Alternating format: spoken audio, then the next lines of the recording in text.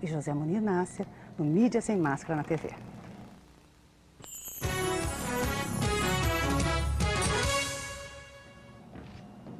Bom, boa tarde, amigos. Estamos aqui de volta. E as novidades da semana, principal, evidentemente, é a morte de João Paulo II. 2 dias antes do falecimento do Papa, a Folha de São Paulo publicou numa tripinha de 10 centímetros, escondida num canto de página, salvo engano a página 7, mas vocês podem conferir, caso tenha uma versão eletrônica através do UOL, publicou a notícia de que documentos recém-abertos da Alemanha Oriental confirmavam que a tentativa de assassinato do Papa em 1981 tinha sido planejada pela KGB, o Serviço Secreto Soviético. Isso saiu numa tripinha deste tamanho, é a mesma coisa que não sair, é a mesma coisa que esconder. Eu considero que esse foi o maior insulto feito ao Papa pela imprensa nacional, tão pródiga nesses insultos nos últimos dias. Porque vocês imaginam o que aconteceria se aparecesse um papel, mesmo suspeito, mesmo não oficial, que confirmasse de algum modo a tese da participação da CIA no complô para assassinar John Kennedy. Isso seria manchete em todos os jornais, haveria programas de televisão, haveria um escândalo universal seguido, vamos dizer, de um inquérito para a punição dos responsáveis. Não por uma coincidência, o famoso filme que disseminou essa tese da CIA, o filme do JFK, do Oliver Stone, esse filme surgiu também de uma operação da KGB. Um diretor recém-aposentado da KGB confessou que ele mesmo tinha sido o autor de um falso dossiê que ele introduziu nos Estados Unidos e fez chegar à mão de várias pessoas na mídia e no show business, né? E uma delas foi justamente o Oliver Stone. O Oliver Stone mordeu a isca, acreditou na história e fez o filme JFK. Tá certo? Então isso quer dizer que quando se trata de uma suspeita, vamos dizer, puramente fantástica contra a CIA, isso tem uma repercussão universal. Agora, quando se trata de documentos oficiais que comprovam definitivamente a autoria soviética da tentativa de assassinato do Papa, isso é escondido num cantinho de página. O famoso escritor dissidente soviético Vladimir Bukovsky, que foi o primeiro a fazer pesquisas nos arquivos de Moscou, que foram, antes de ser abertos para o mundo, foram abertos especialmente para ele, porque ele era testemunho num processo movido contra o então recém-fechado Partido Comunista da União Soviética, que o Yeltsin tinha fechado. O Vladimir Bukovsky, que estava morando em Paris, tinha fugido para Paris, ele disse que só seria testemunha caso lhe concedessem o privilégio de examinar os arquivos de Moscou. Então ele foi o primeiro, antes da abertura geral, ele foi o primeiro a investigar lá.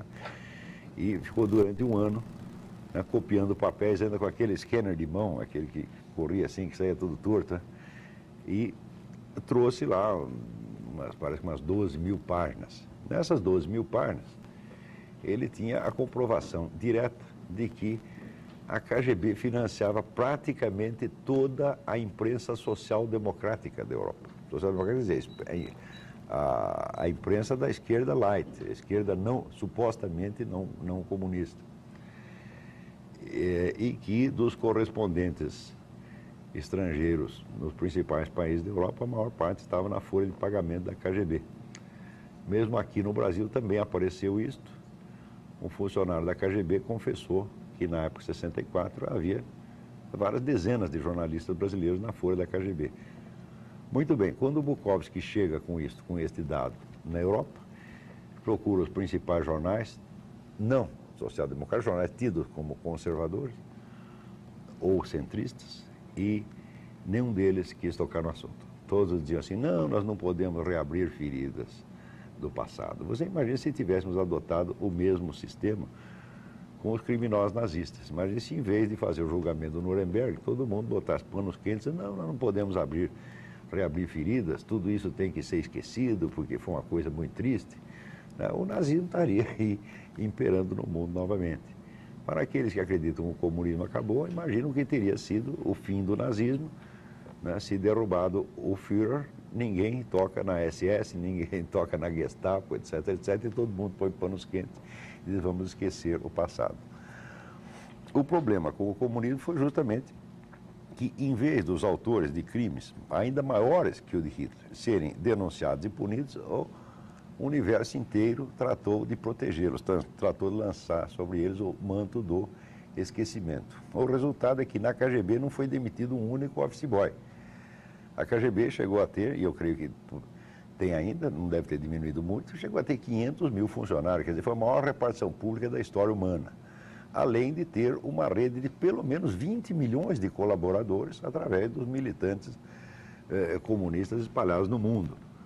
Porque a grande força de um serviço secreto não está nos seus funcionários oficiais, mas está nos colaboradores informais, né? Uma das forças do Mossad. O Mossad, o Serviço Secreto Israelense, é pequenininho, tá certo? E por que ele é tão eficiente? Ele é tão eficiente porque toda a comunidade judaica no mundo se sente obrigada a colaborar de alguma maneira, tá certo? E assim como, vamos dizer, o pessoal judeu, que são 18 milhões de judeus, colabora com o Mossad, os militantes comunistas colaboravam com a KGB, não é isso?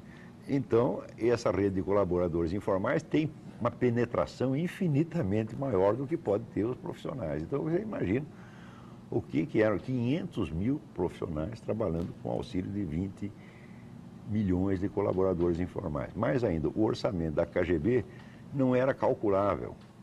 Isso, não havia um orçamento definido. Quer dizer, qualquer verba estatal da União Soviética podia ser alocada para a KGB sem necessidade de maiores explicações e sem isso ser discutido sequer no Comitê Central. Era direto com o secretário-geral. Quer dizer, o secretário-geral, que era o chefão do Partido Comunista, fazia lá uma requisição de mais grana para a KGB e aquilo não era discutido por ninguém, de modo que os trabalhadores chegaram à conclusão de que é impossível saber quanto era a verba da KGB, porque é limitada, mas era aproximadamente 50% do total dos recursos do governo soviético. Então, vamos dizer, isso é uma máquina, como uma máquina policial como nunca houve na história. E a população de hoje já tem uma dificuldade de conceber essas coisas. Primeiro que não tem informação correta, e segundo que a coisa passa um pouquinho a capacidade da imaginação, né, do freguês. Também não pense que a KGB era apenas um serviço secreto, no sentido que tem um serviço secreto da Marinha Americana, em que aqui nós temos a ABIN. Não. A KGB era encarregada da totalidade, vamos dizer, de operações discretas necessárias à implantação, vamos dizer, e manutenção do poder comunista. Isso incluía, por exemplo, a administração total das atividades culturais soviéticas. Quer dizer que a maior parte dos livros que estavam em circulação era por decisão e por iniciativa da KGB. Também, vamos dizer, a fiscalização, se não a própria produção dos jornais. E no exterior, vamos dizer, a rede de operações da KGB no exterior é uma coisa quase inimaginável, porque abarcava, por exemplo, a administração total dos movimentos culturais no Ocidente, durante meio século.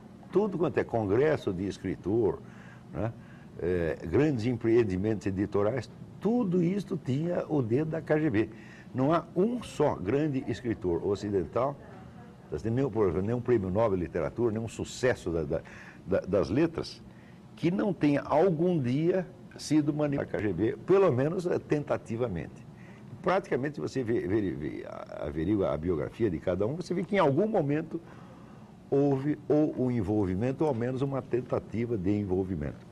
Os grandes escritores americanos, todos sem exceção. Agora, você imagina, né, que na imaginação popular, na fantasia popular, ainda existe um confronto, por exemplo, CIA e KGB. Eu digo, bom, é confronto da formiguinha com o elefante. Quer dizer, a CIA nunca teve recursos desse porte. Por exemplo, eu sei que o único empreendimento cultural feito pela CIA foi o famoso Congresso pela Liberdade da Cultura, em 1955, em Berlim Ocidental, que foi a primeira reação de algum serviço desse tipo ocidental a algo que a KGB já vinha fazendo desde 1930, quer dizer, com 25 anos de atraso, fizeram um congressinho depois de a União Soviética, a KGB, ter feito alguns milhares.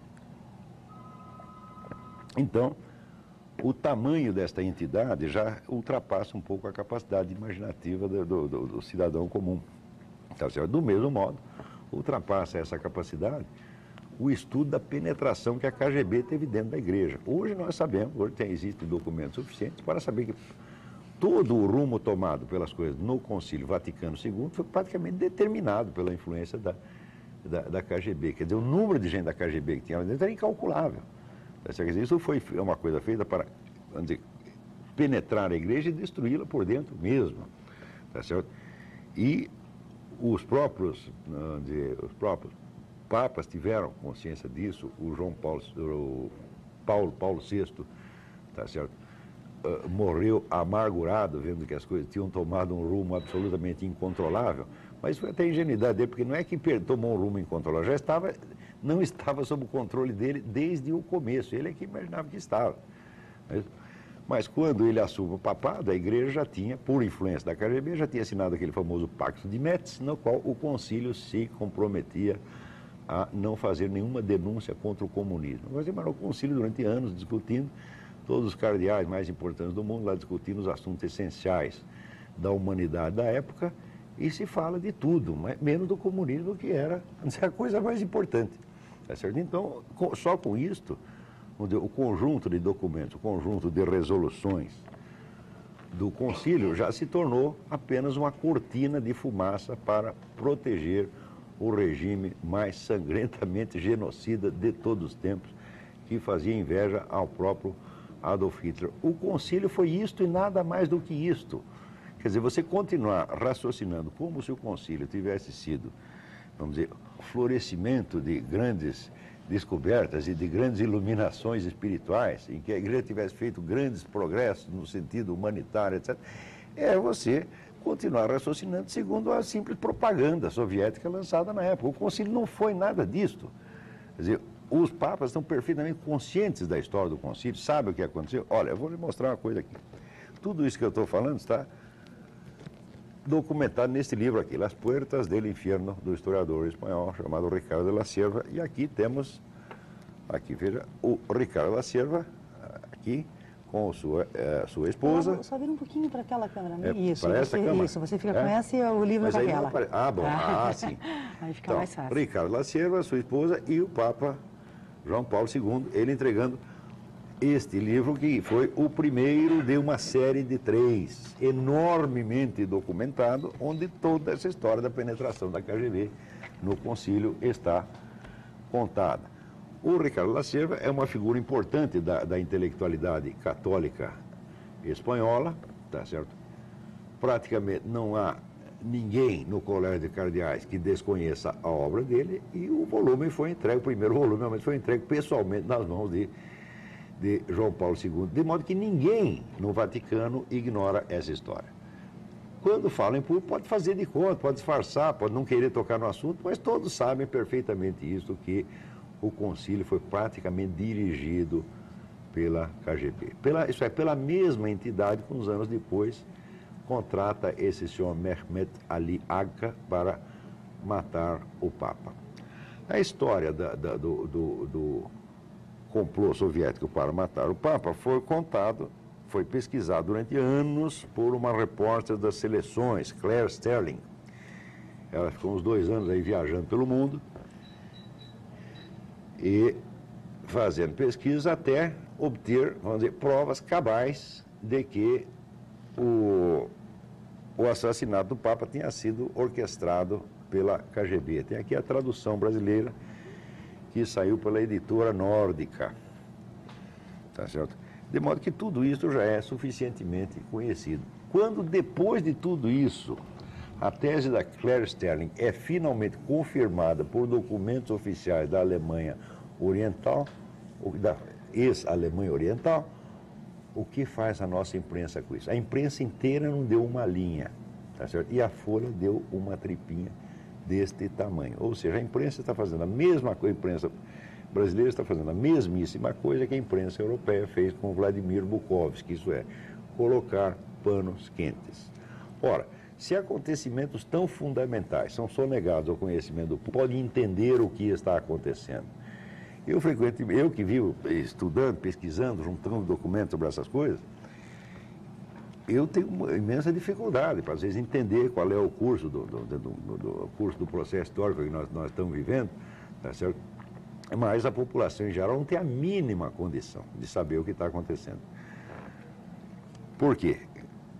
Este domínio exercido pela KGB, na imprensa, na mídia do Ocidente, não terminou. A KGB não fechou, a KGB está funcionando. É o homem da KGB que é o presidente da Rússia. Tá certo? O dinheiro da KGB, uma grande parte, foi transposta para o Ocidente, criando grandes firmas que são uma imensa rede de lavagem de dinheiro, que ninguém fala coisa nenhuma, embora também esteja amplamente documentado. E, enfim, é isso com essas coisas que eu fico querendo dizer, que a compreensão do processo que nós estamos vivendo ultrapassa a capacidade do cidadão comum, e é um assunto que hoje só pode ser compreendido por especialistas, por estudiosos que se dedicam àquilo. Agora, esses estudiosos também, frequentemente, ficam com medo daquilo que descobrem, tá certo? Quer dizer, nem todo mundo vai ter esta cara de pau que eu estou tendo aqui, e dizer, olha, eu fui lá, estudei, descobri esse documento, mas esse, o que está acontecendo é isto. Se todos eles fizessem isso, então o processo se tornaria muito claro. Por que não fazem? É muito simples, porque hoje a profissão de estudioso, de pesquisador, etc., está na mão, em geral, de ONGs, que são, em última análise, quando você vai rastrear para quem trabalha essas ONGs, estão todos ligados à ONU.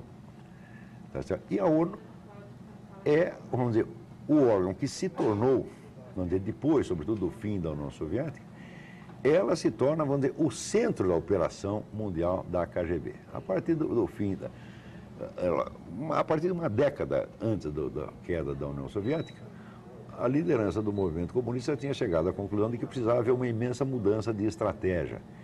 Isso está bem documentado no livro do Golitsyn, que se chama New Lies for Old, Novas Mentiras em Lugar das Velhas.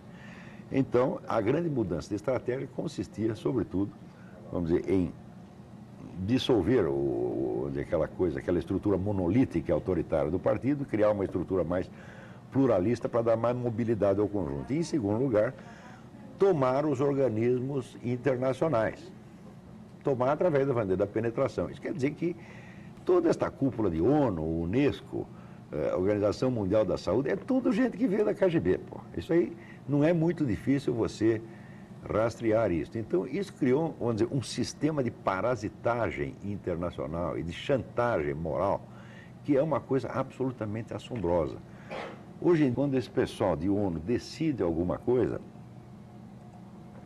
quer chegar a algum objetivo, instantaneamente eles conseguem mobilizar a mídia internacional para que toda ela proceda como se este objetivo desejado já estivesse alcançado, implantado e já não pudesse mais ser discutido. Né? Como, por exemplo, o aborto. Se uma pessoa hoje é contra o aborto, né, imediatamente ela é acusada de retrocesso. Quer dizer, retrocesso quer dizer como se o aborto já tivesse, fosse um fato consumado, o direito ao aborto é um fato consumado, e qualquer contestação já é coisa do passado. Isso quer dizer, aquilo que está sendo discutido é dado como se já tivesse sido resolvido e ninguém mais tem o direito de opinar contra. E pior ainda, ao mesmo tempo que existe esta imposição tirânica de um fato consumado, os que fazem isso ainda acusam os outros de intolerantes.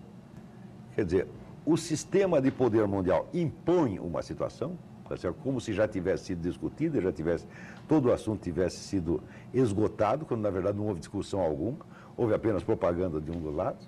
E se alguém do outro diz, eu não concordo, já leva o carimbo, você é intolerante. Ou seja, o sentido da intolerância mudou exatamente ao contrário. Então aqui temos o Papa, por exemplo, que morreu, o Papa é rotulado de intolerante porque ele era contra o aborto. Eu digo, espera um pouquinho. O Papa tem alguma autoridade civil? Ele pode mandar alguém para a cadeia? Ele não pode. O Papa não é um governante, o Papa não tem polícia, o Papa não tem a mídia para trabalhar. Ao contrário, a mídia inteirinha está contra ele. Tá certo? Quer dizer, faz aquela homenagem da boca para fora, mas desce o cacete no homem, né? Então, quer dizer, como esse grande esquema de poder internacional já impôs o abortismo, então quem fica contra Se você emite uma opinião contra, mesmo não tendo poder nenhum sequer para disseminar a sua ideia, é você que é o intolerante. Isso é uma inversão absolutamente caricatural e satânica da realidade. Do mesmo modo, esse negócio de casamento gay está sendo imposto como se já tivesse sido discutido e como se aquela tese tivesse provada, que aquilo lá é bom. Eu, pessoalmente, não sei se é bom ou ruim. Eu sei que nós temos o direito de discutir até o fim. Agora, se o outro lado já pega a sua tese e a impõe como se já tivesse sido discutida, né? Ora, assim não dá. Exato do mesmo modo essa questão do desarmamento. Nós sabemos que a mídia inteira brasileira não noticia as coisas corretamente. Por quê? Porque ela é adepta do desarmamento. Então, a verdade é mentira, não interessa. Interessa só a opinião, e a opinião deles já prevaleceu e já é imposta como se fosse a conclusão de um debate, quando na verdade não houve debate nenhum. Quer dizer, o número de pessoas que têm a oportunidade de comparecer, por exemplo, à mídia e opinar contra, vamos dizer, esta opinião já oficializada, é um número mínimo de pessoas. Quer dizer, não há um debate honesto. Agora, por exemplo, se você fala, vamos fazer um plebiscito, fazer um referendo, né? Nesse referendo é o seguinte: de um lado existe uma campanha promovida, né, por duas a três ONGs pequenas, financiado com dinheiro brasileiro, né, financiado do próprio bolso pelos seus participantes, e do outro lado existe a ONU, a Organização Mundial da Saúde, o governo brasileiro, o PT, todos os bancos, todas as grandes empresas, etc, etc. E você acha que isto é um debate honesto? Ora, você verá, por exemplo, estes sem vergonhas que promovem a campanha do desarmamento, qualquer pessoa que seja contra o desarmamento é imediatamente rotulada de trabalhar para a indústria de armas. Ora, o Brasil só tem uma indústria de armas que só vende praticamente para o exterior e para a polícia, que é a Taurus. A Taurus já concordou faz tempo em ficar quietinha e não participar do debate. Tá certo? Então, que interesse da indústria armamentista existe nisso aí? Não existe nenhum, meu Deus do céu. Ao contrário, o movimento desarmamentista é que está apoiado em fortunas imensas, a começar pela do senhor Jorge Soros. Tá certo?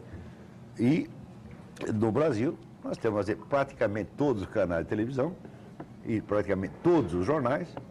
Não é que eles defendem esta tese, eles não defendem tese nenhuma, eles impõem um fato consumado e bloqueiam a possibilidade da discussão. Primeiro que não dão espaço para as pessoas falar. Segundo, quando dão, é um espaço absolutamente desproporcional. Quer dizer, você fala 2 linhas, o outro fala 10 edições inteiras. É de uma desproporção monstruosa. Tá certo? Do mesmo modo, esta ideia de que quem está contra tais ou quais objetivos é culpado de retrocesso, está supondo que esses objetivos já foram atingidos, né? Então já não se trata de um pró e contra, 2 teses, se trata do presente contra o passado. Quer dizer, isso desarticula totalmente a colocação lógica do problema. Quer dizer, se uma coisa está na moda hoje, isso não quer dizer que ela esteja certa. Quer dizer, você não pode dizer que o presente está sempre certo com relação ao passado, ou que o futuro estará sempre certo com relação ao presente. Quer dizer, a linha do tempo é uma coisa, e a linha da verdade e falsidade é outra completamente diferente. Isso uma criança tem a obrigação de saber. Quer dizer, que uma coisa ter vindo depois da outra, não quer dizer que ela seja mais verdadeira do que a outra.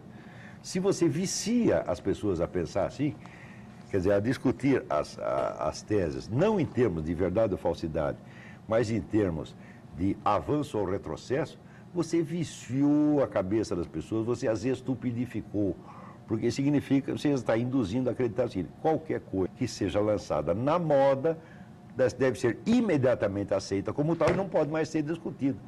Quer dizer, então você cria uma intolerância dogmática brutal, que faz as pessoas ficarem todo mundo com medo de estar no passado, quando na verdade aquilo que ela está defendendo no passado não é nem passado, é uma coisa tão presente quanto a outra, uma hipótese tão presente quanto a outra. Se existe a possibilidade de você ser pró ou contra o aborto, é porque estas 2 hipóteses são atuais, meu filho. Das 2 correntes existem. Então, como é que uma delas vai dizer, nós somos a atualidade e você é o passado? Quer dizer, que desfiguração total da linha do tempo é esta? Isso é um processo hipnótico, um processo fraudulento de argumentar, vamos dizer, para manipular as pessoas. E isso é usado o tempo todo. Por exemplo, contra João Paulo II, esta fraude do avanço e retrocesso foi usada o tempo todo nesta porcaria feita pela Veja.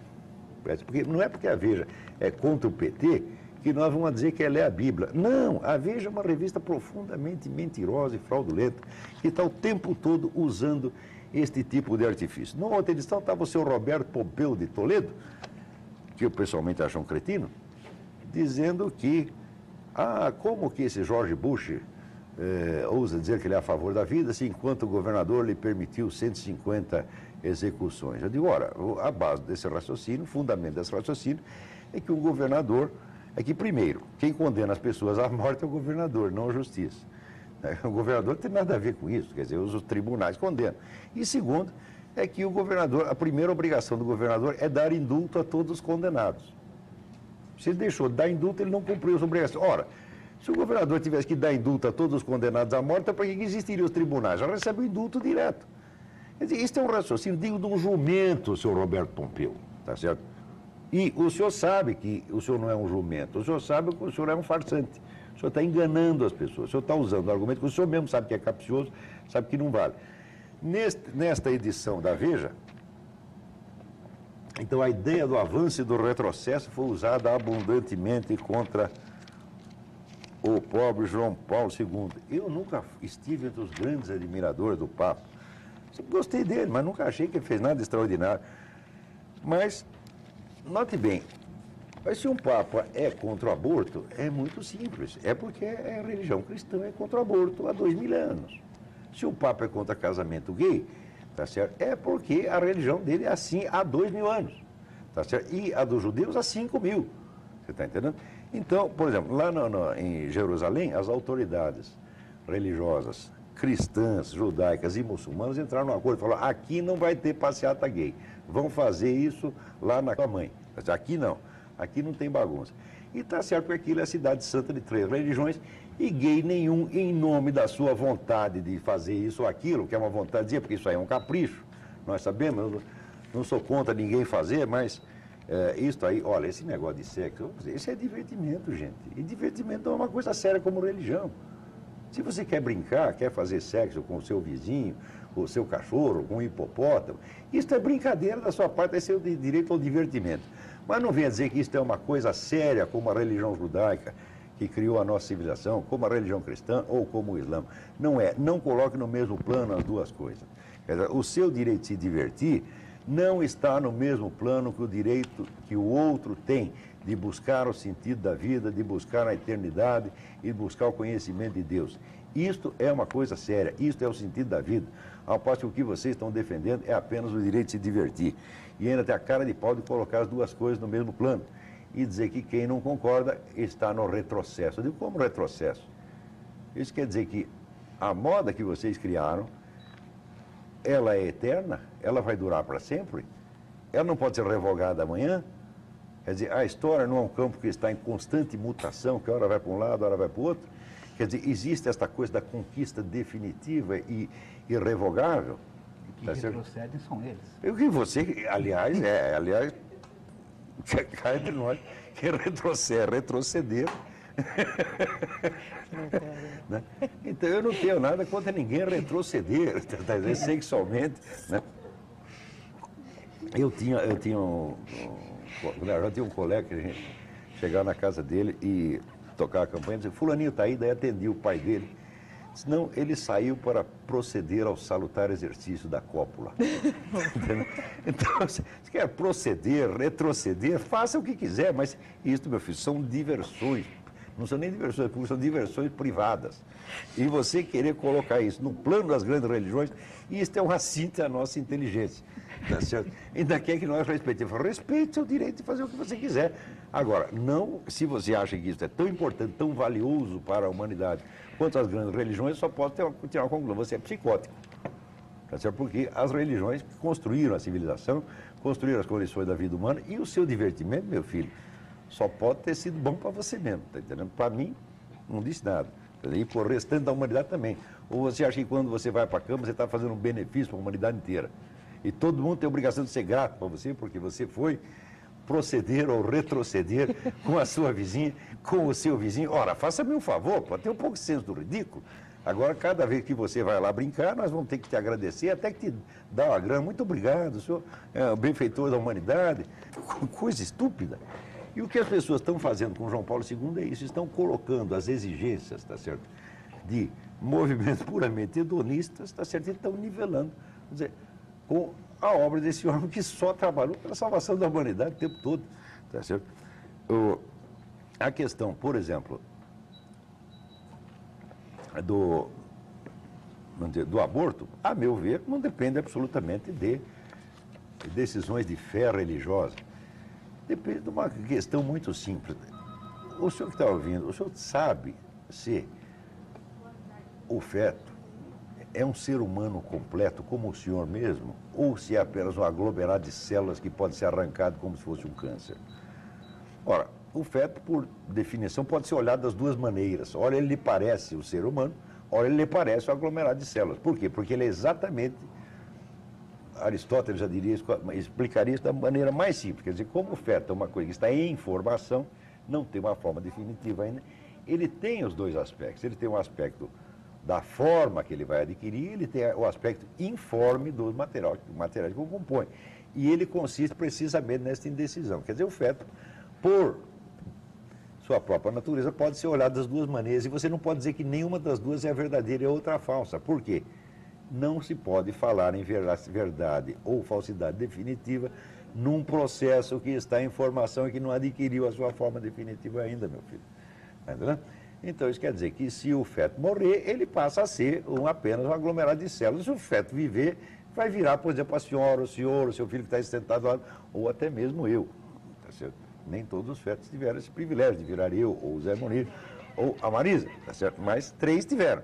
Tá certo? Então, outros podem ter virado, né, o Lula, o Palof, né, e assim por diante. Todos esses fetos eram aglomerados de células, mas viraram pessoas humanas. Se tivessem morrido, teriam ficado apenas aglomerados de células. Mas eles não eram, enquanto estavam em gestação, eles não eram nem uma coisa nem outra. Era uma tensão, uma transição, um processo. Isso, Aristóteles ensinava isso 2.400 anos atrás, esses burros não aprenderam até hoje. Então, olha, se o feto é, ao mesmo tempo, uma coisa e a outra, ninguém pode assegurar que ele é efetivamente uma coisa ou a outra.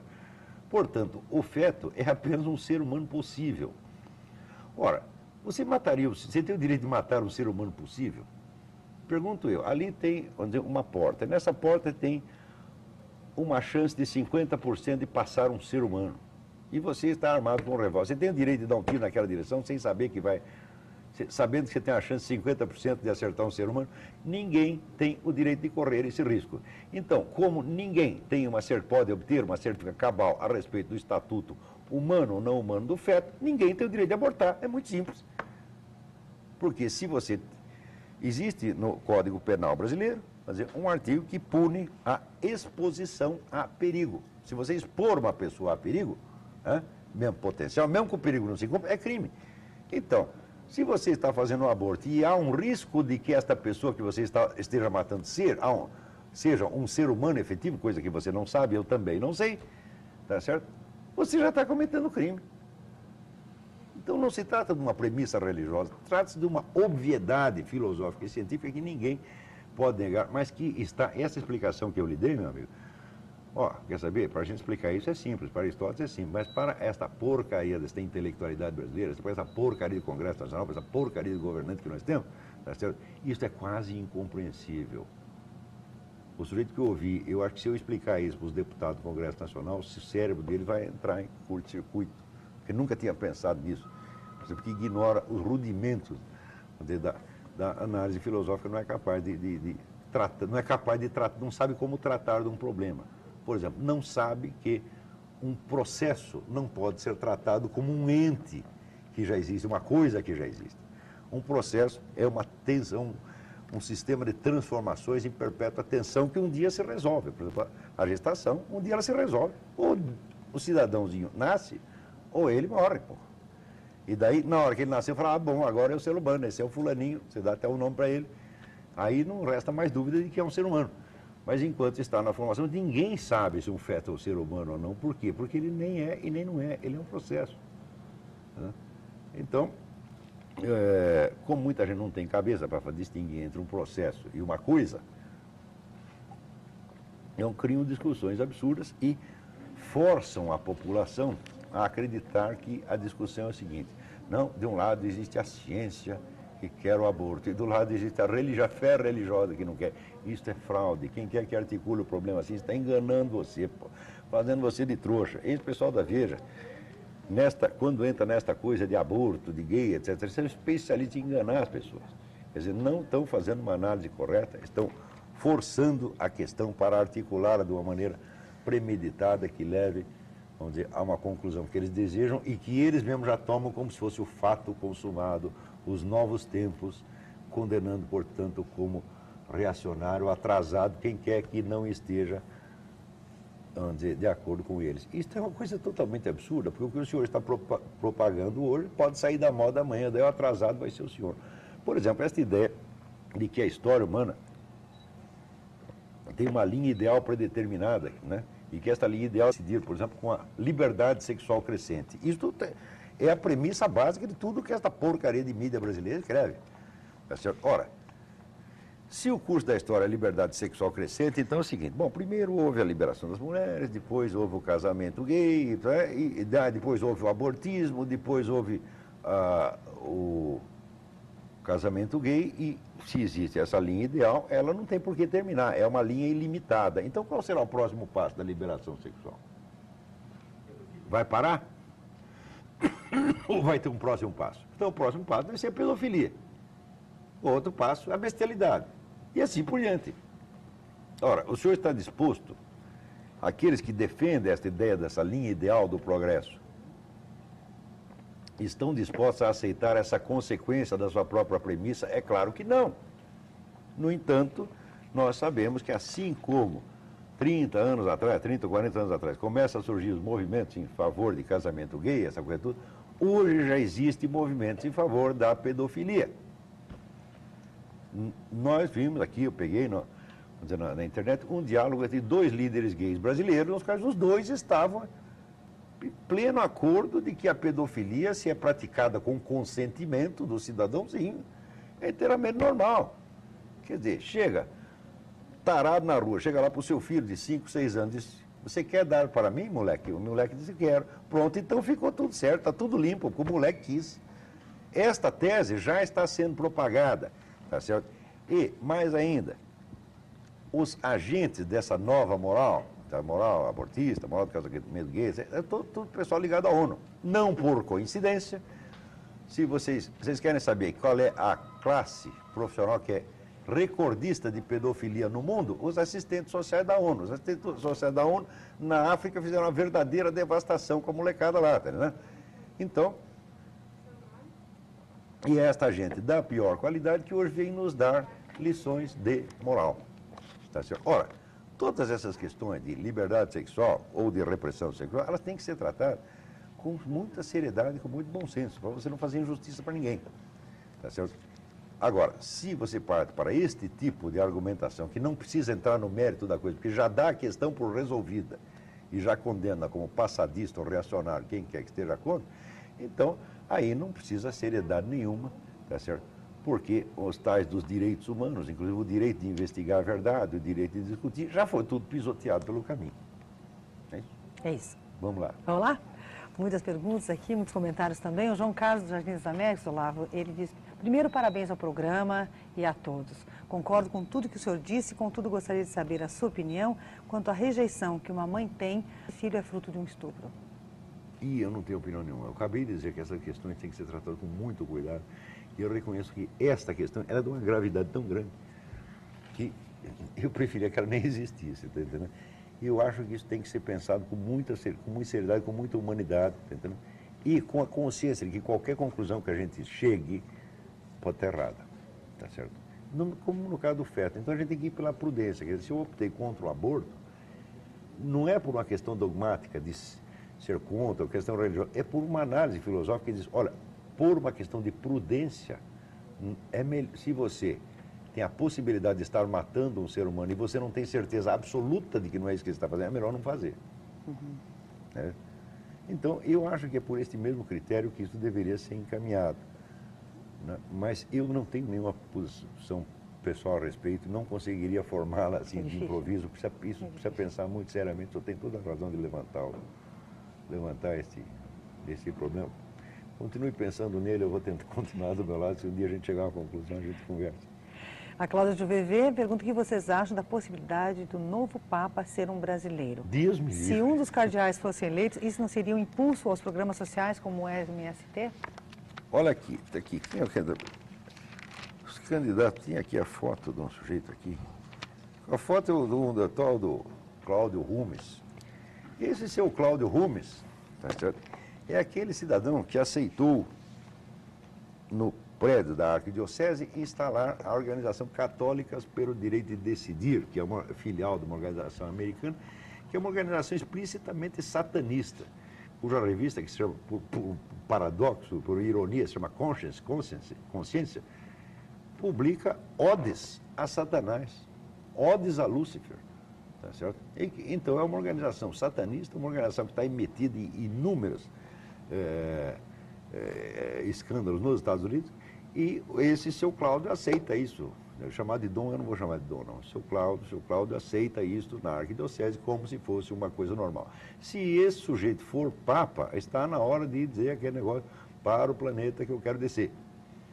Esta ideia do Lula, né, ir lá tentar interferir de alguma maneira, fazer pressão para que o Papa seja um brasileiro, quer dizer, patriotada brasileira deve interferir na escolha do chefe da igreja. Senhor Lula, o senhor sabe o que quer dizer Igreja Católica? Quer dizer Assembleia Universal. Hein? A sua patriotada não tem nada a ver com isso, isso é uma coisa de uma baixeza, de uma mesquinharia fora do comum. Mas vai lá o presidente da Zâmbia e diz, não, o Papa tem que ser zambiano. Né? Vai o cara da Itália e diz, não, tem que ser italiano. Que palhaçada é esta, meu Deus do céu? Na Bíblia está escrito, os anjos das nações são demônios. O anjo do Brasil é demônio também, a patriotada não tem nada a ver com isso, o interesse nacional que se dane, porque existe o interesse da espécie humana que está acima de tudo isso e que é este interesse que a igreja tem que defender. Tá certo? Para mim pouco interessa que o Papa seja, vamos dizer, da África, da Rússia, não é isto o que interessa, quer dizer, colocar estas questões de interesse nacional e de propaganda nacional nessa hora é de uma mesquinharia, de uma baixeza incalculável. Eu não quero que o Papa seja brasileiro, não, porque eu acho que a CNBB inteira não presta. Tá certo? Eu acho que a igreja brasileira já é praticamente cismática, tá certo? Você entrar numa igreja no Brasil e entrar numa na França ou nos Estados Unidos é um contraste brutal, porque aqui você só vê propaganda eleitoral, besteirada, tá certo? Baixeza, interesse vil sendo defendido. E quando você pensa que a igreja do mundo inteiro está assim, fala, não está não. Você vai na igreja da França, você chega 3 horas da tarde, né, Paris, a igreja está cheia, tá certo? E está lá o padre fazendo um sermão exatamente como você ouviria nos anos 50, nos anos 20, ou em 1400, porque doutrinas religiosas, por excelência, são permanentes, elas não são mutáveis, elas não têm que se adaptar aos tempos, tá certo? Existe quem não entende a articulação, vamos dizer, de tempo e eternidade, pode achar que tudo deve mudar igualmente. Mas, meu filho, quando você levanta um pé, você deixa o outro no chão. Quer dizer, só existe um movimento em função de uma permanência. Qualquer pessoa sabe disso. A articulação, vamos dizer, de mudança e permanência é a base da história humana, é a estrutura do tempo histórico que nós temos. Quer dizer, se não há elementos permanentes, a própria consciência histórica desaparece. Você está entendendo? Ou seja, quer dizer, se tudo muda uniformemente ao mesmo tempo, não há sequer a possibilidade de você ter uma consciência de mudança. Então, no processo histórico, existem elementos de mudança e existem elementos de permanência. A articulação dos dois é a base de tudo. E nesses elementos de permanência, digo, o Evangelho é um dos elementos de permanência, a Torá é um dos elementos de permanência, o Corão é um dos elementos de permanência, assim como existe em volta inúmeros elementos de mudança. As duas coisas são boas. Quer dizer, tanto o permanecer quanto o mudar fazem parte da vida, tá certo? E alguém tem que representar o aspecto permanente. Isso a igreja representa, ótimo para ela e ótimo para nós. A igreja não tem que se adaptar a essas coisas, não, assim como nenhuma religião tem que se adaptar. Quer dizer, por que ninguém chega, por exemplo, aos rabinos e diz, olha, esse Moisés não está com nada, tem que mudar essa Torá para ela se adaptar agora ao regulamento do Partido Comunista ou do Partido Nazista. O Partido Nazista achava que ele também era o progresso e quem estava contra eram os atrasados.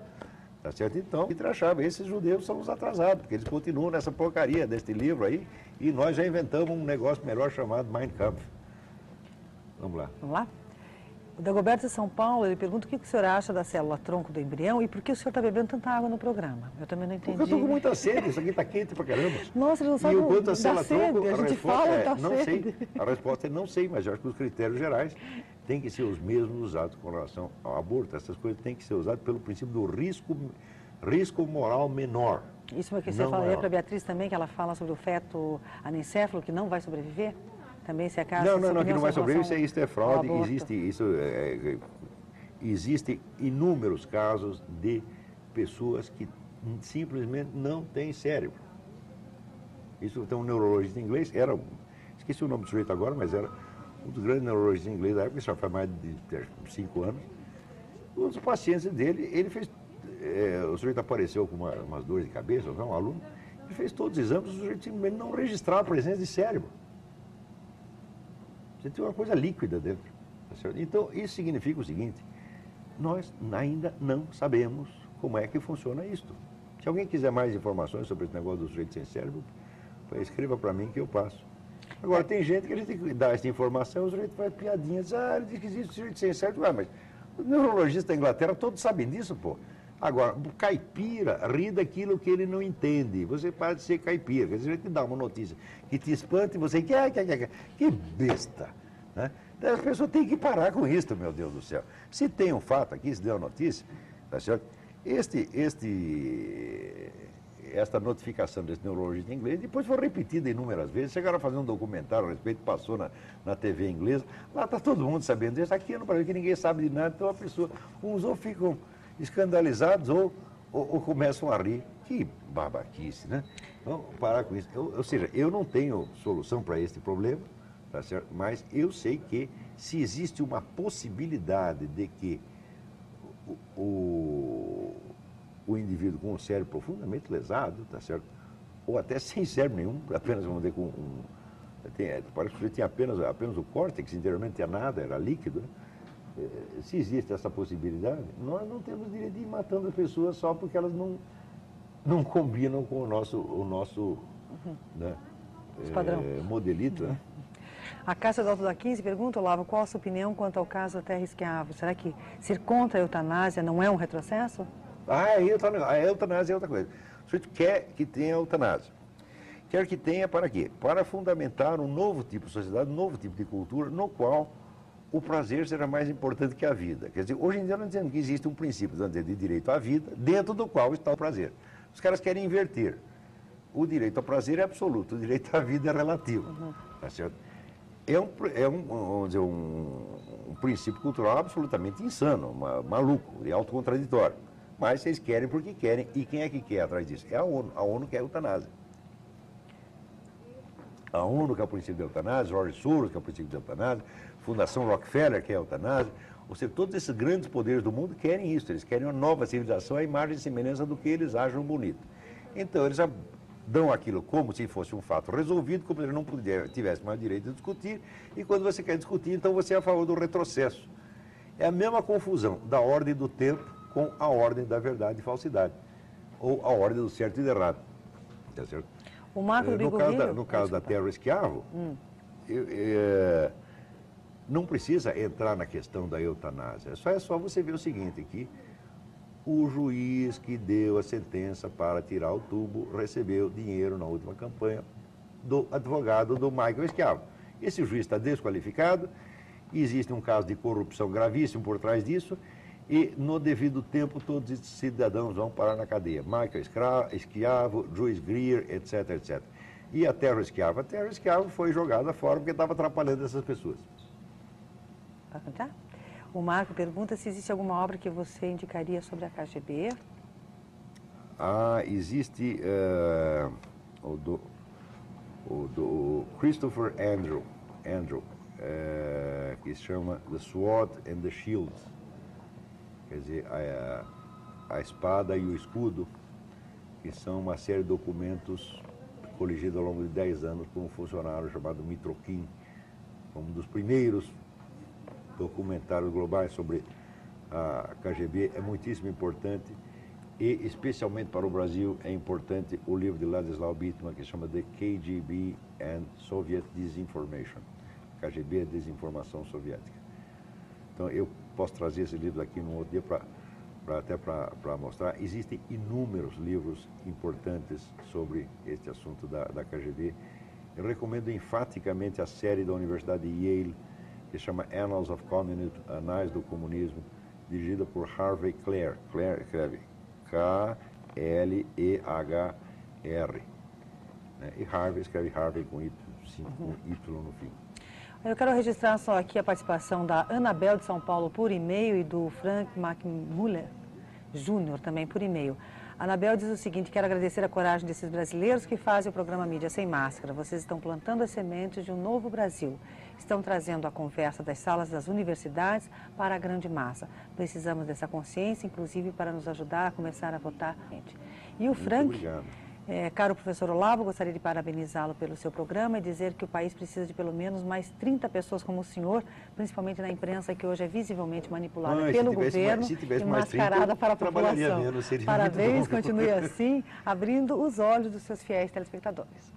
Muito bom, ótimo. E a Vera do Cotolengo, que depois nós vamos ter que falar um pouquinho também com o nosso amigo que está aqui, o Munir, que ela vai falar com um assunto muito importante dessa semana. Tem um Munir que é coisa importante a dizer, a gente está comentando tudo Só aqui. Só essa então da Vera, Munir. A Vera do Cotolengo que pede para mencionar as grandes comunidades terroristas em todo o mundo que também possuem aliados e informantes. Olavo. Mas, olha, esse negócio, vamos dizer, do terrorismo internacional, isso é uma rede muito mais estreitamente articulada do que parece, e articulada sobretudo com o pessoal de mídia e com, vamos dizer, os políticos e com vários partidos políticos. No Brasil, nas últimas semanas, tem se desviado a discussão para saber se o PT recebeu ou não dinheiro das Farc, por exemplo. Se recebeu ou não recebeu dinheiro, não faz a mais mínima diferença. A solidariedade contínua do PT com as Farc é criminosa em si, independente de ter recebido dinheiro. Se não recebeu dinheiro, é até pior, porque não recebeu dinheiro, mas gastou. Gastou dinheiro para fazer as reuniões do Foro de São Paulo, etc, etc. Tudo isso está ajudando as Farc. Está lá a declaração assinada pelo seu Lula, acusando o governo colombiano de terrorismo do Estado e professando explicitamente solidariedade às Farc. Isso é crime em si, com dinheiro ou sem dinheiro. Essa questão de se receber o dinheiro, o aspecto do dinheiro só está sendo privilegiado porque o Brasil se tornou um país corrompido, onde o dinheiro tem mais importância do que a honra, do que a verdade, do que a vida humana, etc, etc. Então, se matam não sei quantas pessoas, não escandaliza a ninguém, mas se pegam lá ao nosso dinheiro, fica todo mundo escandalizado. Esse aspecto, se recebeu ou não recebeu dinheiro, é um aspecto menor. O seu Cristóvão Buarque, eu até tinha marcado aqui, um amigo meu até marcou aqui onde estava, mas eu perdi que agora fizeram uma comissão para investigar o negócio da Farc. Quem perdeu a comissão? Cristóvão Buarque, que é o homem do PT. Mas que falta de vergonha. Quer dizer, você vai chamar aí o Herodes para gerenciar o berçário. O Herodes, isso mesmo, está chamando Herodes para gerenciar o berçário, meu Deus do céu. Que coisa horrorosa, até onde vai essa envergonhice dessa gente? Eu chamo aqui o seu Cristóvão Buarque, eu desafio, vem aqui, seu Cristóvão Buarque, vem aqui defender o seu direito moral de investigar seu próprio partido. O senhor quer que todos os partidos façam o mesmo? Quer dizer, o criminoso do PFL vai ser investigado pelo PFL. Quer dizer, seria o corporativismo. Quer dizer, cada um investiga os seus. Não é isso? Mas isso é um procedimento mafioso, obviamente mafioso. Né? E também, mais pouco importa se o PT recebeu dinheiro das Farc ou não. O PT tem sido solidário com esta organização, enquanto esta organização, ao mesmo tempo, o PT recebia gente das Farc no Palácio, o Livro Dutra recebia no Palácio como hóspede oficial, ao mesmo tempo que a Farc vendia 200 toneladas anuais de cocaína aqui, dava tiro em soldado brasileiro na Amazônia, recrutava brasileiro para trabalhar por narcotráfico. Ora, esta solidariedade, mesmo que não haja dinheiro, ela é criminosa em si. O lugar de seu Olívio Dutra é na cadeia depois disso. Ora, meu Deus do céu, como é possível? Você está afagando o criminoso que vem de fora e ataca o seu país? Isso é traição, isso é crime de alta traição, isso é pior do que receber dinheiro. Quer dizer, eles estão afagando esta gente. O homem da Farc é o ser mais bem tratado do Brasil, o seu Oliveira Medina é recebido, tratado como um príncipe. Isso já é crime. Por quê? Porque nós sabemos que a organização dele atua criminosamente no Brasil, mata brasileiros, distribui cocaína a granel aqui. Com que direito alguém tem de ter uma parceria política com esse sujeito, mesmo sem receber um tostão? O PT está cometendo crime de ser solidário com isso há mais de 10 anos. Eu estou dizendo isso há mais de 10 anos, as pessoas não têm coragem. Esse pessoal, esse é o general Félix. Eu desafio o general Félix a vir aqui neste programa e provar que ele não sabia de nada. Ora, meu Deus do céu, não leu as atas do Foro de São Paulo, não está lá explícita a solidariedade? Não foi noticiado que o Olívio Dutra recebe o pessoal da Farc como hóspede oficial no Palácio? Ao mesmo tempo em que o Fernandinho Beiramar estava confessando que comprava 200 toneladas anuais de cocaína da Farc em troca de armas que ele trazia do Líbano. Ora, se aqui você tem uma articulação criminosa e, por outro lado, tem uma parceria política, pouco importa que essa parceria política não tenha rendido dinheiro, rendeu poder político que é melhor do que dinheiro.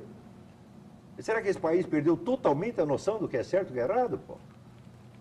Será que, vamos dizer, a fé que as pessoas têm no Lula é superior à fé que tem em Deus? Aliás, apareceu esse seu Mauro Morelli, bispo. Quer dizer, bispo, bom, não é melhor não dizer o que eu penso do homem, mas Jesus Cristo na presidência não seria melhor que o Lula. O bispo diz isto. Eu digo, mas eu digo o seguinte, se pegar todas as prostitutas e todos os bordéis do Brasil e botar no seu lugar de bispo, será o melhor bispo do que você. Entendeu? Vamos lá. Vamos falar com o Munir um pouquinho? Vamos falar com o Munir. Vamos, Munir. O Munir tem algo a nos ensinar aí. E como eu fiquei ausente, mas eu estou querendo gastar tudo uma vez. Tem pergunta ainda para você, tem pergunta, vamos falar um pouquinho com o Munir sobre a tal da medida provisória 232, hein, Munir? Quer dizer, a medida, bom, boa tarde a todos, né? Como sempre estou aqui para dar o lado liberal dos assuntos econômicos da semana, sempre lembrando que confundir liberalismo com neoliberalismo é a mesma coisa que achar que o porco da Índia é alguma espécie de porco. Tem nada a ver uma coisa com a outra. Muito bem. Então, a medida 232 foi derrotada pelas artimanhas e pelos bastidores da política, muito mais porque há uma guerra de natureza partidária e de natureza parlamentar acontecendo do que pelos seus próprios deméritos. Então, esse é o ponto negativo desse assunto, porque é verdade que houve uma grande mobilização. O presidente da Associação Comercial de São Paulo, Guilherme Assis Domingos, fez um trabalho extraordinário de mobilizar cerca de 1.000 instituições ligadas à economia, ligadas a associações de pessoas em geral, sobretudo de cunho profissional, para fazer uma frente de resistência à medida provisória. Ela tem todos os defeitos que você possa imaginar. Ela é uma medida covarde, é uma medida sorrateira, foi lançada no último dia do ano, sem nenhuma espécie de debate em nenhuma parte, muito menos no parlamento, nem na imprensa, não houve nenhuma. E foi incluída, então, como complementação àquela promessa do governo, que é muito justa, de se corrigir a tabela de correção do imposto de renda, porque na medida em que os salários aumentam pelo simples efeito da inflação e não havendo correção na tabela, os assalariados ficam ganhando cada vez mais sob o ponto de vista fiscal, portanto, eles pagam muito mais imposto. Para poder compensar, então, esta devolução do dinheiro que não lhe cabe, de fato, o governo resolve, então, na calada da noite, como faz um bandido, como faz um bandoleiro, dar um golpe na sociedade e adicionar à correção da tabela do imposto de renda uma medida aumentando o tal do lucro presumido. Quer dizer, a ideia aí é a seguinte, há um grupo de empresas chamadas prestadoras de serviço que pagam um imposto por um critério chamado lucro presumido. Quer dizer, a Receita Federal presume que aqueles determinados profissionais tenham um lucro por mês. E sobre esse lucro incide, então, uma alíquota de imposto de renda que é equivalente à alíquota da pessoa física. A mais vergonhosa de todas os desdobramentos dessa história foi a desculpa que o governo deu para fazer isso, dizendo que estava promovendo a justiça tributária. Então, eu acho que vale a pena discutir um pouquinho isso, em seguida falar do que o governo entende por justiça. Então, vamos lá. Então, o governo acha que uma pessoa que tem um salário tem uma situação fiscal pior daquela que tem uma firma. Então, pegue dois médicos. Um médico recebe um salário e o outro tem uma pessoa jurídica de prestação de serviço que fatura que recebe o dinheiro dos seus clientes. Diz o governo que o assalariado tem mais imposto que o outro, portanto, teria que haver um equilíbrio nessas duas cargas fiscais. Bom, o que o governo não lembra é que o sujeito que vive lá num escritóriozinho por própria conta, que não é assalariado, ele não tem 13º, ele não tem férias, ele, para poder ter uma aposentadoria, vai ter que bancar 100% o seu fundo de aposentadoria. Quer dizer, falar de injustiça numa coisa dessa é exatamente o que faz o governo o tempo todo. O governo não tem a menor ideia do que é justiça ou injustiça, porque o governo vive numa espécie de limbo moral. Quer dizer, o governo se arroga o direito de fazer o que bem entende, e tudo aquilo que ele acha que precisa fazer para o seu próprio benefício, ele chama de justiça. E aquilo que ele acha que é aquilo que ele... E as vítimas, então, são todas injustas obrigatoriamente. Trata-se, portanto, de um estratagema de expropriação do dinheiro dos outros a partir de um estratagema anterior de criminalização de todo mundo. Ou seja, o que o governo faz é dar a impressão que médicos, advogados, engenheiros, pessoas que lutam pela sua vida, que vivem o mundo real, quer dizer, não vive o governo vive um mundo em que o dinheiro cai automaticamente, magicamente, no bolso deles. Pois para o resto das pessoas que estão trabalhando, o dinheiro vem se houver o quê? Houver esforço, trabalho, dedicação, reciclagem, mais esforço, mais trabalho, mais dedicação, é uma vida inteira de dedicação para a gente conseguir viver e manter a vida mais ou menos aí acontecendo do seu ponto de vista concreto. Quer dizer, que direito moral tem o governo para vir falar de justiça e injustiça?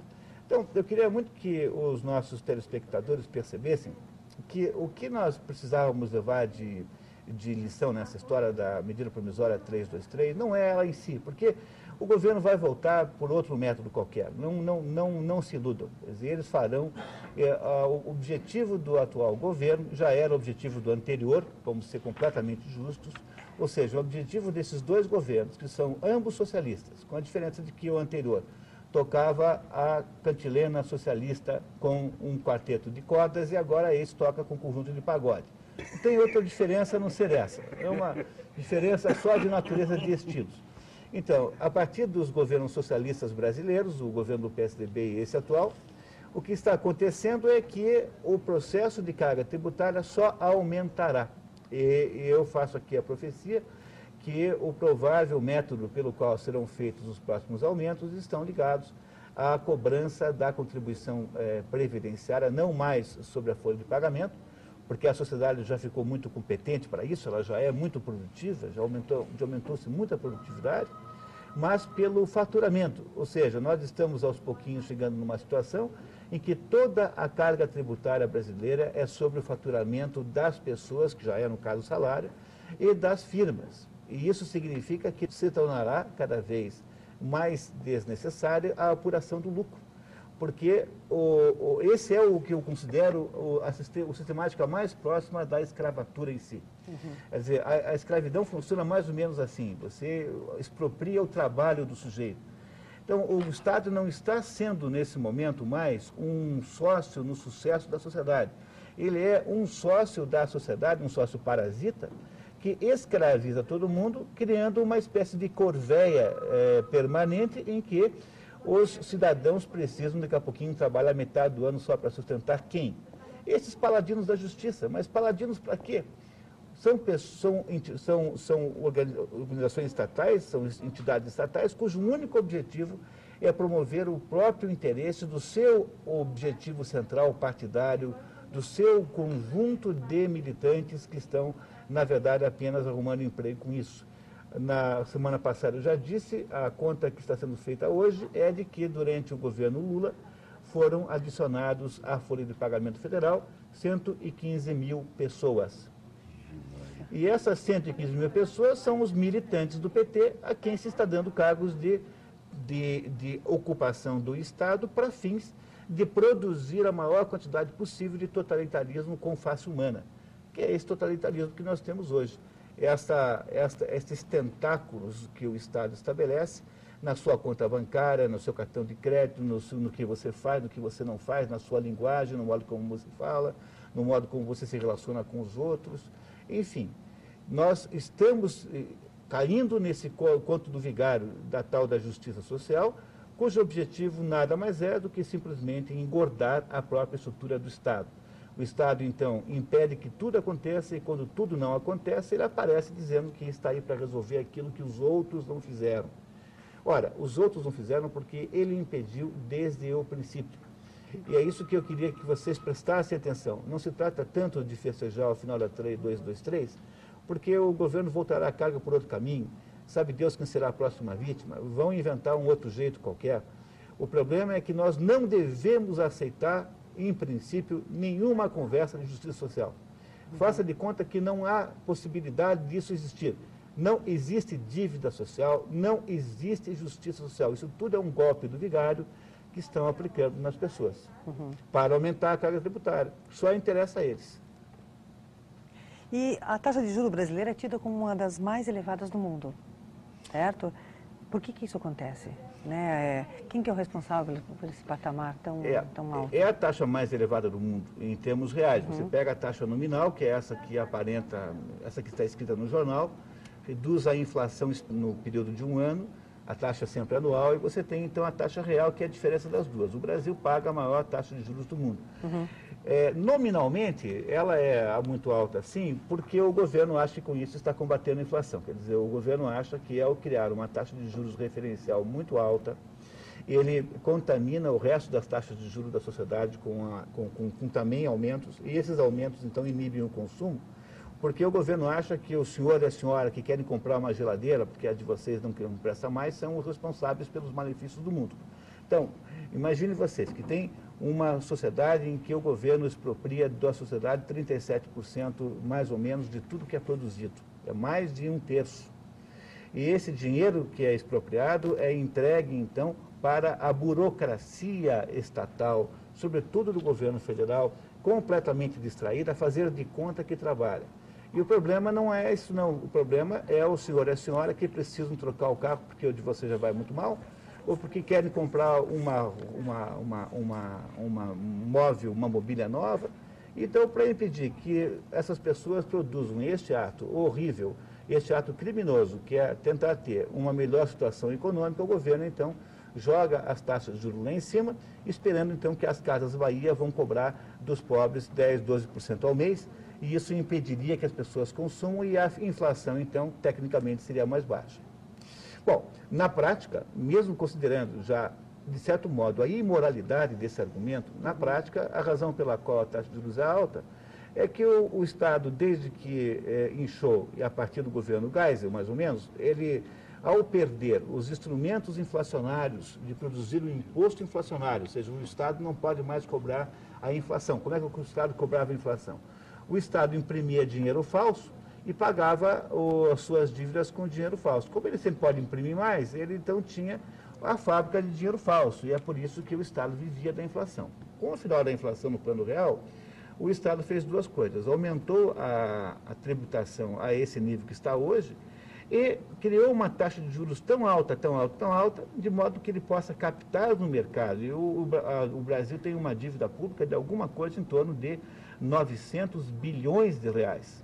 Esses 900 bilhões de reais são captados no mercado pagando taxa de juros por eles. Quer dizer, para que o governo possa rolar esta dívida, ele não consegue fazer isso, porque o tal do superávit primário é incapaz de pagar o serviço da dívida. Então, o governo tem que manter a taxa de juros alta para poder manter entrando um dinheiro de empréstimos, e com isso ele consegue continuar sendo exatamente quem é. Ou seja, o Estado brasileiro não fez nenhuma reforma porque ele continua baseado no conjunto de injustiças estruturais fundamentais. Por exemplo, a ideia de que os seus trabalhadores, os funcionários dos ministérios, ao se aposentarem, precisam ganhar a mesma coisa que ganham os seus posteriores, os seus sucessores na ativa. Quer dizer, esta é uma ideia maluca que nem a Suécia é capaz de fazer.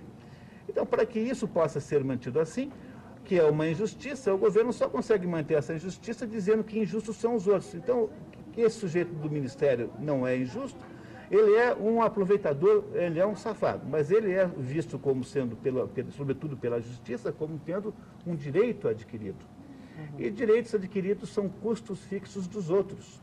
Então, para que o governo possa financiar esse direito adquirido, portanto, se é direito é justo, ele é obrigado a criminalizar e demonizar os outros. Então, ele tem que dizer que os médicos é que são os demônios, que ganham demais. Então, vamos lá naquela da noite, na noite de 31 de dezembro, estabelecer um imposto sobre eles. Então, é preciso que vocês prestem atenção nisso, porque eu não estou falando de economia aqui, eu estou falando de questões morais básicas. Não é possível construir uma economia na base de uma imoralidade desse tamanho. Não dá. Olavo. Quer dizer, o problema central é moral, não é econômico. A economia, no fundo, é uma coisa muito simples, é uma técnica que qualquer pessoa pode aprender, não há nenhum segredo. O problema é que ela não tem uma autonomia, ela está sujeita a decisões políticas e, sobretudo, a decisões de âmbito moral. E o que nós estamos vendo no Brasil na questão tributária é um processo absolutamente imoral sobre todos os aspectos. E é isso que vocês que estão nos ouvindo precisam entender na próxima vez que vocês tiverem a tentação de cair na cantilena sobre justiças, fome. Hoje o Lula estava dizendo na televisão que ele achou gostou muito do Papa, porque o Papa, afinal, era um sujeito que o acompanhava no seu esforço de combater a fome. Como se o Papa tivesse... O Lula fosse a medida das virtudes do Papa, né? Isso. O Lula, então, agora passou... Quase tão bom quanto o Lula.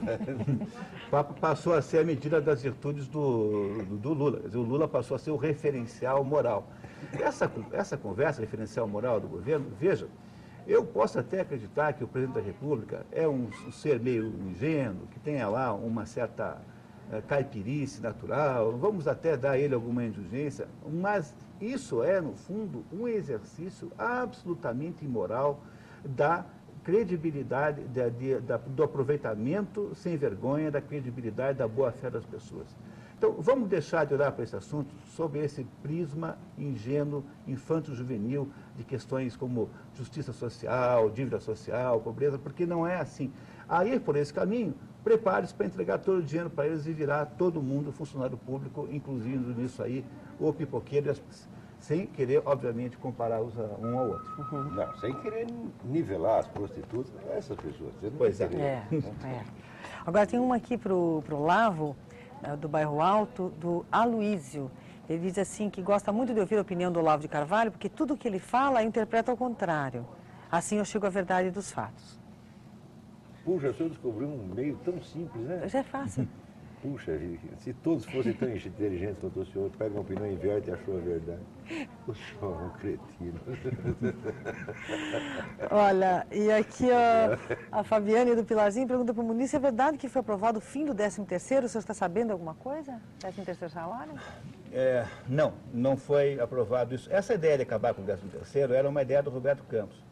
E o Roberto Campos era um homem excessivamente racional para o padrão brasileiro. Então, é uma das pessoas mais odiadas pelo inconsciente coletivo, sem que se tenha a menor ideia de quem tenha sido o Roberto Campos. Mas o Roberto Campos, um belo dia, apareceu e disse assim, olha, esse negócio de 13º é uma bobagem. Primeiro, por quê? Primeiro, porque a gente cria no final do ano para as empresas um encargo que é assim pontual e que é às vezes impagável. Então você ouve de vez em quando no jornal falando, empresa de tal não pagou ainda o 13º.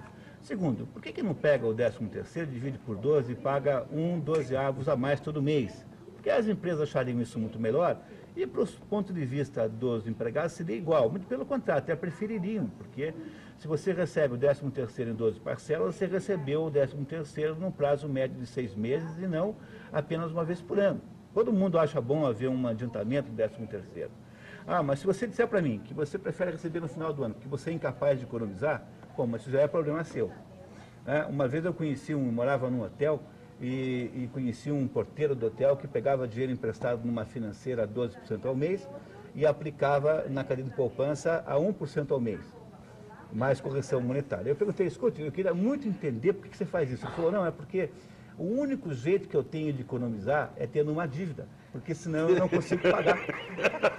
Então, aí eu entendi os limites extraordinários da ciência que eu estudei a minha vida inteira, da ciência econômica, que parte de um pressuposto completamente falso. Mas você sabe que isso existe na sociedade brasileira, esse sentimento que muita gente tem de que ele é incapaz de administrar sua própria vida. Então, que o governo tem a obrigação de administrar por ele. É um negócio sadomasoquista, mas que acontece mesmo. Tem gente que se enche de dívida também para ter alguma Claro, coisa, claro. porque ele está pagando, né? Tem a obrigação de pagar a dívida, tem alguma coisa, senão não consegue. Então, perceba como não tem tanto mal assim em você substituir o 13º por uma outra forma qualquer. Forma essa sugerida pelo Roberto Campos. Então, não, embora eu esteja sugerindo isso, é óbvio que isso não poderia, porque a mentalidade pública é apavorada com qualquer hipótese de fazer qualquer coisa diferente, irá reagir de modo irracional a essa história. Isso não será feito. Mas a ideia de transformar o 13º no aumento de 1/12 do salário é uma ideia muito boa. Não tem nenhum inconveniente técnico de fazer isso. A Abigail do Bom Retiro dá o parabéns pelo programa e ela diz o seguinte: é falar da verdade, tudo que é dito parece ser dito pelo povo. Precisávamos de um programa assim. E Hertes, do Jardim Botânico, esse é o melhor programa que apareceu na televisão brasileira nos últimos 20 anos, hein, Olavo? Parabéns aos palestrantes pelo alto grau de conhecimento. Obrigada a você também pela audiência. E a Raquel, do Jardim Paulista, lá em São Paulo, dá parabéns ao programa e pede para colocar em pauta por que se esconde o índice verdadeiro de inflação no Brasil. Todos percebem que a inflação é muito mais alta do que é passado pelo governo. É isso? Olha, Nino? esse é um problema de diferença de termômetros. Quando a gente fala de febre, nós temos um termômetro só, mas quando você fala de inflação, há inúmeros termômetros. Por exemplo, cada pessoa, cada indivíduo, a senhora também, tem uma inflação pessoal. Basta a senhora fazer um relatório dos seus gastos por mês e comparar com o que acontece no mês seguinte. Vai haver um aumento X, e esse aumento X deve ser único, porque a sua composição de gastos deve ser completamente única. Por causa, isso é natural, né? Cada um tem um conjunto de consumos. Então, o problema central é, cada um tem a sua própria inflação.